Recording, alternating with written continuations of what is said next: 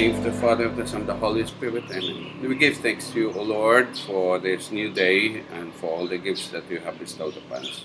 We ask you to bless this food and bless the hands who prepare this.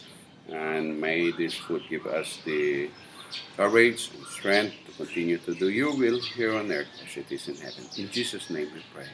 Amen. Amen. Name, Father, Thank Son, Holy you. Spirit. This is my friend, the founder of Father. Emergency Rescue Association, Adrian Duque, and I wanted to meet another new friend, si Raul, who is a building electrician. Thank you, Juan. Andyan yung mga disposable. Alika dito, Juan. Papakilala din kita kay Father. Instrumental si Father because we are trying to organize another association. Mga Ilonggo, siguro di kayo makarelate. Pero kasi Ilonggo ako, Ilonggo si... Oo. yung pinapaputok ko na siya halos sa kuan, sa text, saka sa Facebook, Ilonggo Takon Association. Father, ito naman siya, is the brother-in-law, si Per. My brother-in-law po. Okay. Grab your chair, kapag kuan. Duque, yung health secretary. Actually, he's my uncle father. He's now with the Civil Service Commission. Sa civil service. Oo, siya kaya ako. Commissioner. Lan? Brother ng father mo? Yes. Lahat, Sa pakita lang father ng side po. kuan dito. Alika mo na. Originally po, Arus kasi is from the north. Ilocos, Pangasinan. Pero... Nandito na pala baso na, okay na. Akala ko wala mga baso, dito na pala. Oh. Mukha na ate. Kapatid ko lang ha. Alam mo yung wine glass, hindi pa na-range yan. Huwag niyo muna gamitin. Ito na lang yung mga baso. Hindi pa napapa-range, hindi pa napabanlawan.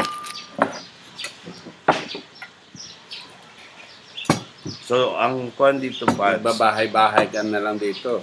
Ha? Bahay-bahayan. Bahay-bahayan in a way, pero advocacy work pa rin, like itong mga workers, ang tina-target ko dito, ito yung mga high school dropout, high school graduate, dahil economic reasons, hindi makaaral. So, this is not just a center for service, the healing center. No? It is also, as I've said, center for worship, an educational center also, a center for training. No? Dahil pwede ako mag-start dito ng TESDA courses eh. So, lapad ba naman, whether you talk about automotive, mayroon tayong pwedeng paglagyan ng automotive, no? Massage therapy, Doc. Or sa mga Pwede. naman sa massage. May mga ready programs na ako dyan, may mga video na yan eh. O sabihin na natin, kahit na call center. Ano pala nyo, Dok, yung ano nyo, yung field nyo, talagang nakaano rin sa asawa ko, no? Oo, kasi... Kasi alam mo, nung last Sunday, kumuha ng exam, out of school youth. Alam mo ilang ang number nila? Kasi parang out of school Almost youth, 1,000 ang kumuha ng para ma-accelerate sa high school tsaka college. 1,000 I believe. Ang dami pa lang. ang government Marami. nandiyan din talaga sa direction na yan. Kasi kung hindi mo sila i-advance, magiging drop out lang sila whether elementary, high school. Itong grupo nila sa Emergency Rescue Association, ang nasilip ko agad, most of the volunteers, I'm not sure kung ilan ang percent ang high school graduate, pero I'm sure may mga volunteers na high school drop out. Yes. No?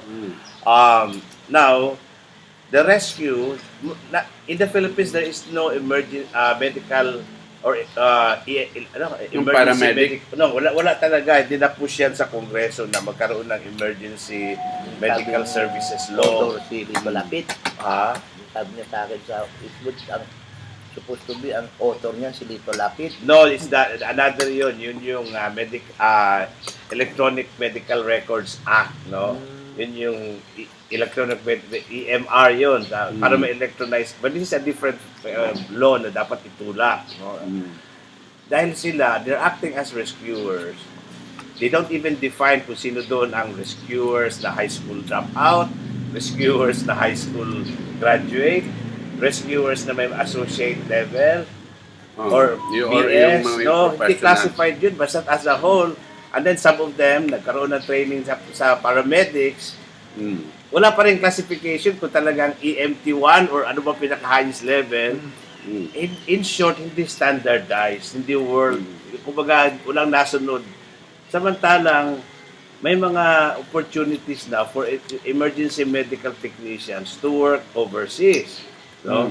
Kaya lang, itong opportunities, nag-open lang ito doon sa mga nursing graduates. mga No? When in bachelor. fact, in the US, you don't have to be a BSN or an associate degree in nursing to become an EMT. No? Doon, high school graduate ka, no? Mag-enroll ka sa EMT courses, pinaka-lowest rank ng EMT, mapapasok mo na. Dito palagay ko, ang recognized na talaga na EMT, bachelor's degree.